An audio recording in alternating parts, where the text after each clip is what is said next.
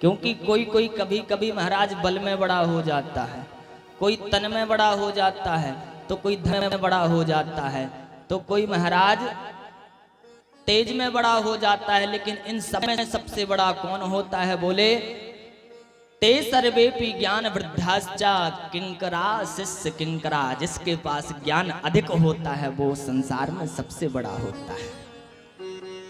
ज्ञान की पूजा है, उम्र नहीं देखी जाती। कई लोगों की सोच रहती है छोटा सा बच्चा है, आजकल तो बाल व्यास हो गए, बोले छोटा सा बच्चा है। हमारी उम्र 50, 60 वर्ष, 80 वर्ष, हम कैसे कथा सुनेंगे उसके मुख से? नहीं सज्जनों, उम्र बड़ी नहीं होती है, ज्ञान बड़ा होता है। और जब ज्ञान बड़ा होता है तो प्यारे सज्जनों, जो हमसे भी श्रेष्ठ व्यक्ति हमारे सामने आ जाए, हमारी आंखों के सामने आ जाए, तो सम्मान करना है। इन लाखों उम्र वाली संत जनों से सीखो। 88,000 ऋषिगण खड़े हो गए, सूत जी महाराज के चरणों में नमन वंदन करने लगे। हम आपके ज्ञान का वंदन कर रहे हैं, हम आपके ज्ञान की वंदना कर रहे हैं। बड़े सुंदर आसन पर बिठाला श्री सूत जी महाराज को, और बिठाल करके ऋषियों ने वंदना की।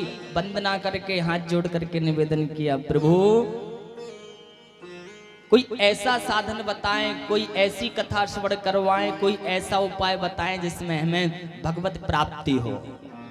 कि कृष्ण प्राप्ति करम शाश्वत साधनम तद्वदाधुना, साधनम तद्वदाधुना।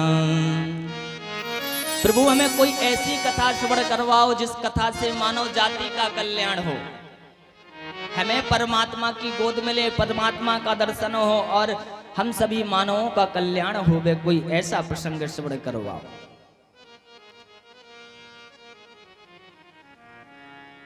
सूत जी महाराज ने कहा, वाह संत जनों, बहुत अच्छा प्रश्न किया है आप लोगों ने। एक बात बताऊं, कभी भी संत का दर्शन हो जाए, कभी भी महात्मा जी मिल जाएं, कभी भी साधु संत यदि हमको मिल जाएं, कभी भी ब्राह्मण विद्युत ब्राह्मण विद्वान हमको मिल जाए, तो हमें उनके पास जाकर के कभी व्यर्थ प्रश्न नहीं करना चाहिए। दुनिया की आदत होती है, जहां से पता चला कि कोई जानकार आया है,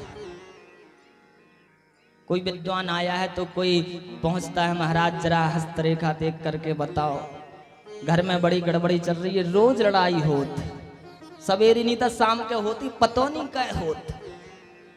महाराज जरा कर्म रेखा देख के बताओ, धन मिलेगा कि नहीं मिलेगा। कैसे एक जने आए थे, तो बता गए थे तुम्हारे घर में बहुत धन गपो, लेकिन वो कब तक मिल है आप बताओ। बोली मस्तक रेखा देख करके बताओ प्रभु।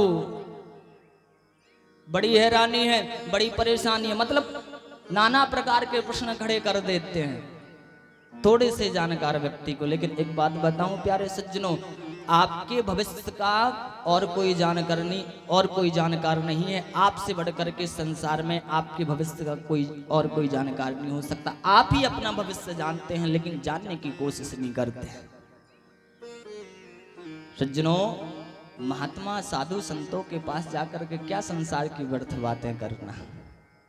उनके पास जाकर के तो एक ही प्रश्न किया जाता है, महात्मा जी जरा हस्त और कर्म रेखा देख करके बताइए कि हमारे भाग्य में हमारे ठाकुर जी, हमारे बिहारी जी, हमारे राघवेंद्र सरकार का दर्शन हमको लिखा हुआ है कि नहीं, हमें ठाकुर जी मिलेंगे कि नहीं, हमें वृंदावन धाम का दर्शन हो पाएगा कि नहीं, हम भागवत की कथा श्रवण कर पाएंगे कि नहीं, हम ठाकुर जी को निहार पाएंगे, उनका भजन कर पाएंगे कि नहीं। इस प्रकार के हमें संतों के पास जाकर के प्रश्न करना चाहिए, ना कि संसार के प्रश्न कभी नहीं करना चाहिए।